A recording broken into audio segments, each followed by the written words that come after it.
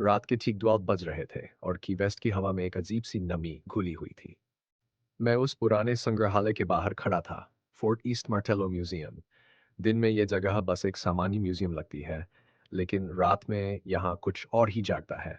Gate बंद हो चुका था, लेकिन मुझे अंदर जाने की इजाज़त मिल गई थी, एक खास कारण से। मैं रॉबर्ट से मिलने आया था। हाँ, वही। रॉबर्ट ऑल द डॉल्स में कहा जाता है कि वह सिर्फ एक गुड़िया नहीं, बल्कि एक चेतावनी है। जैसे ही मैं अंदर दाखिल हुआ, लकड़ी की पुरानी फर्श ने चरमराकर मेरा स्वागत किया।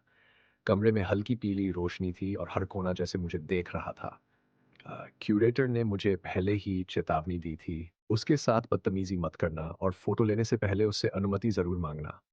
मैं हंसा था उस वक्त, लेकिन अब यहाँ खड़े होकर वह मजाक नहीं लग रहा था। कमरे के बीचों बीच एक कांच का बॉक्स रखा था और उसके अंदर बैठा था रॉबर्ट, छोटा सा फटे पुराने कपड़ों में। उसकी आंखें काली और गहरी जैसे किसी इंसान की हों। उसके हाथ में एक छोटा सा खिलौना भी था, लेकिन उसकी पकड़ अस्वाभाविक थी। ऐसा लग रहा था जैसे वह मुझे देख रहा हो। मैं धीरे धीरे उसके पास गया और बिना सोचे कैमरा निकाल लिया।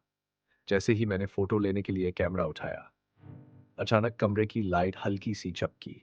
मैं ठिठक गया। मुझे क्यूरेटर की बात याद आई। पहले अनुमति मांगना। मैंने हिचकिचाते हुए कहा, रॉबर्ट, क्या मैं तुम्हारी फोटो ले सकता हूँ? कुछ सेकंड बिल्कुल सन्नाटा रहा। फिर कांच के अंदर रखी उस गुड़िया का सिर हल्का सा झुका। मेरी सांस वहीं अटक गई। मैंने खुद को समझाया, यह सिर्फ मेरा भ्रम है। लेकिन तभी मेरे पीछे रखी कुर्सी अपने आप खिसक गई। मैं झटके से पलटा। कमरे में कोई नहीं था। दिल तेजी से धड़क रहा था। मैंने जल्दी से फोटो क्लिक की और पीछे हटने लगा। लेकिन जैसे ही मैंने स्क्रीन पर फोटो देखी, मेरे हाथ कांपने लगे। तस्वीर में रॉबर्ट का चेहरा वैसा नहीं था जैसा सामने दिख रहा था। उसकी मुस्कान और ज्यादा चौड़ी थी और उसकी आंखें सीधे कैमरे के पार मुझे घूर रही थी। मैंने तुरंत फोन बंद किया। तभी एक धीमी आवाज आई, तुमने पूछा लेकिन भरोसा नहीं किया। मेरे पैरों के नीचे जमीन जैसे खिसक गई। मैंने धीरे धीरे सिर उठाया। कांच के अंदर रॉबर्ट अब उसी पोज में नहीं था। उसका सिर सीधा मेरी ओर था और उसका खिलौना अब नीचे गिरा हुआ था। मैं डर के मारे पीछे हट गया, दरवाजे की तरफ भागा, लेकिन दरवाजा बंद था। मैंने जोर जोर से खींचा, लेकिन वह नहीं खुला। तभी पीछे से हल्की हल्की हंसी सुनाई दी, एक बच्चे की हंसी, लेकिन उसमें मासूमियत नहीं थी। मैंने पलट कर देखा। रॉबर्ट अब कांच के अंदर नहीं था, वह फर्श पर खड़ा था, धीरे धीरे मेरी तरफ बढ़ता हुआ। उसकी चाल अजीब थी, जैसे कोई इंसान चलना सीख रहा हो। हर कदम के साथ फर्श चरमराती और मेरी सांसें टूटती जा रही थी। मैं पीछे हटता गया, जब तक कि दीवार से टकरा नहीं गया। अब मेरे और उसके बीच बस कुछ कदमों की दूरी थी। उसने अपना सिर तिरछा किया और एकदम से बोल पड़ा, लोग माफी मांगते हैं, तुमने अभी तक नहीं मांगी। मेरी आंखों से आंसू निकलने लगे। मैंने कांपते हुए कहा, सॉरी रॉबर्ट, मुझे माफ कर दो। कुछ पल सब शांत हो गया।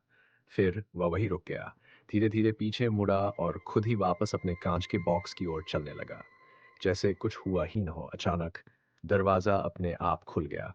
मैं बिना पीछे देखे भागता हुआ बाहर निकल गया। अगले दिन मैंने उस फोटो को फिर से देखने की हिम्मत की, लेकिन उस फोटो में मैं अकेला नहीं था। मेरे पीछे एक छोटा सा साया खड़ा था और नीचे एक लाइन लिखी थी, permission granted but never forgotten. उस दिन के बाद मेरे साथ अजीब चीजें होने लगीं। रात में दरवाजे अपने आप खुलना, कमरे में किसी के चलने की आवाज और कभी कभी मेरे बिस्तर के पास एक छोटे बच्चे की हंसी। लोग कहते हैं, जो भी रॉबर्ट का अपमान करता है उसे माफी मांगनी पड़ती है, वरना वह कभी अकेला नहीं रहता।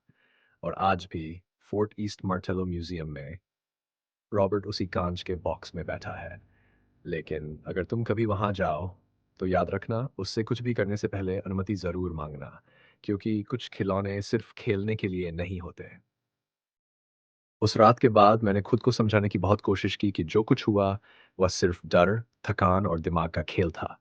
लेकिन चीजें यहीं खत्म नहीं हुई। पहली रात मेरे कमरे की खिड़की अपने आप खुल गई। मैंने सोचा हवा होगी, लेकिन बाहर बिल्कुल सन्नाटा था। दूसरी रात मेरे फ़ोन की गैलरी अपने आप खुल गई और वही फ़ोटो स्क्रीन पर आ गई। मैंने तुरंत फ़ोन बंद कर दिया। लेकिन तीसरी रात जो हुआ उसने मेरी सोच ही बदल दी। मैं गहरी नींद में था। तभी अचानक किसी ने मेरे कान के पास फुसफुसाया, तुमने माफ़ी तो मांगी, लेकिन दिल से नहीं। मैं झटके से उठ बैठा। कमरा अंधेरे में डूबा हुआ था, लेकिन मुझे साफ महसूस हो रहा था कि मैं अकेला नहीं हूँ। मेरी नज़र धीरे-धीरे दरवाजे की तरफ गई और वहाँ एक छोटा-सा साया खड़ा था। बिल्कुल वैसा जैसा मैंने फ़ोटो में देखा था। मेरा गला सूख गया, मैं बोल भी नहीं पा रहा था।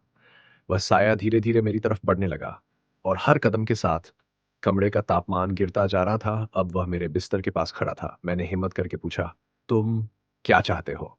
कुछ सेकंड सन्नाटा रहा। फिर वही आवाज़, सिर्फ माफ़ी नहीं, सम्मान भी। अगली सुबह मैंने बिना समय गँवाए सीधे सीधे फोर्ट ईस्ट मार्टेलो म्यूज़ को एक मेल लिखा। मैंने सब कुछ बताया और अंत में लिखा, "कृपया रॉबर्ट से मेरी तरफ से माफ़ी माँग लीजिए।" कुछ घंटों बाद जवाब आया, "हम रोज़ ऐसे कई खत पढ़ते हैं, आप अकेले नहीं हैं।" मेरे रोंगटे खड़े हो गए। उस दिन के बाद सब कुछ धीरे-धीरे सामान्य होने लगा। दरवाजे खुद से खुलना बंद हो गए, आवाज़ें भी आना बंद हो गईं।